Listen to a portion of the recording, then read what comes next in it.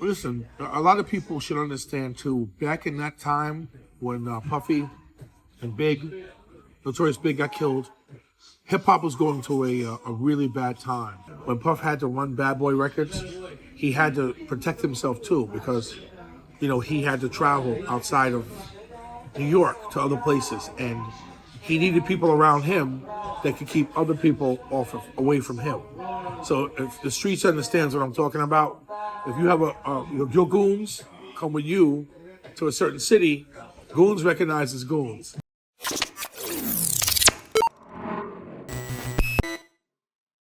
It seems like Puffy could be feeling the heat right now. 50 Cent, kind of like putting a lot of eyes on it. He has said something about Puffy putting a hit on Tupac. A lot of people are coming out talking about Puff, what Puff's involvement is in this whole thing.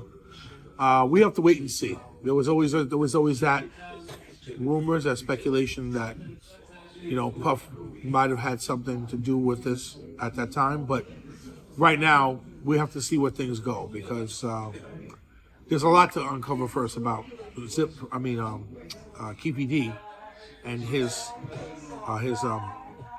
orchestrated hit of Tupac. So they have to get that first before they can get anything else. Because between me and you, the actual hit on Tupac and Suge Knight came from Orlando Anderson being beat up at the MGM. Right. It didn't come out of anything else at that time.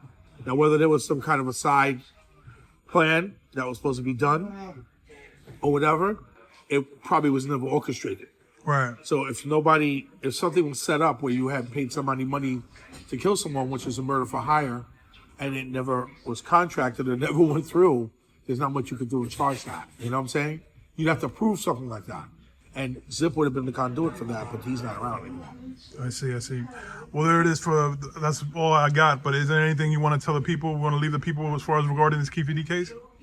Listen, a lot of people should understand too. Back in that time when Puffy and Big, Notorious Big, got killed, hip hop was going through a really bad time because of the records, the diss records. Like I said, Tupac and Biggie had this personal beef that extended from one city where it might have started to another. With New York, you got LA. It just became big where it could have been resolved, it could have been done peacefully, but it wasn't. It became violent, and the violence that came along with it cost both of them their lives. At the time, relating back to Puff, when Puff had to run Bad Boy Records, he had to protect himself too because, he had to travel outside of New York to other places, and he needed people around him that could keep other people away from him. So if the streets understands what I'm talking about, if you have your goons come with you to a certain city, goons recognize as goons. Right. So, the police can't be everywhere to protect everything. So you're going to have people that are going to be around you that are able to deal and to fend off other rival people that might be looking to get at you, whether it be to hurt you, rob you, to cause any harm to your record label or your business. So at the time, Puff had to surround himself with security. And at that time, the people that were around him, sometimes he had to use people that might have been street people that are around him, or people that knew the streets, let's put it that way. But Puff's always been like a businessman. He was never a guy who was sort of tough and rough to go out and beat up people and stuff like that. Now, Suge Knight, on the other hand, he was a lot different. I remember when Suge came here to New York and I was watching him. He didn't know me, but I knew him. And when he came into New York, I saw him going to a club and I saw the whole crowd just, oh my God, Suge Knight is here. And they were all afraid of him. Because his reputation. He had a reputation as a gang member, blood. He's a big guy. And he had a lot of street credibility. Right. So when he came to certain places, he's a different kind of person.